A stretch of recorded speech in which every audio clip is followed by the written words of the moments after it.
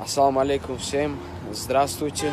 С этим видео я хочу обратиться ко всем, к моим соотечественникам и ко всем таджикам, узбекам.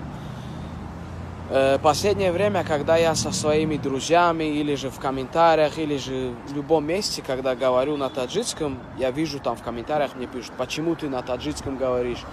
Ты в Узбекистане родился, почему тогда узбекским флагом выходишь, если ты на таджикском говоришь? Такие вещи я видел. Неприятно, конечно, видеть такие вещи. Там еще братья наши таджики, братья узбеки ругаются друг с другом. Я Адашев Зарух, родился в Узбекистане, в городе Самарканд. Я гражданин Узбекистана, я вырос там. Но, одно но.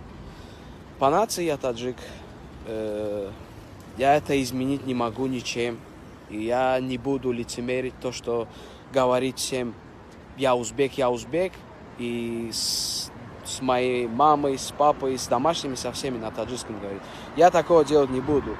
Я такой, какой я есть, я кто я есть. И все. Кто уважает мою нацию, уважайте. Если нет, это ваше право. Но я такой родился. Принимайте меня такой, какой я есть. И не знаю, что больше вам сказать. Я такой родился и таким и умру. Нацию никак нельзя изменить. Я таджик и все. По нации я таджик, но представляю Узбекистан, потому что это моя родина, где я родился и где я вырос, и я гражданин Узбекистана. Пожалуйста, не ругайтесь у меня в комментариях, и это мне неприятно видеть, как таджики обзывают узбеков, как узбеки таджиков обзывают. Это неправильно, я считаю.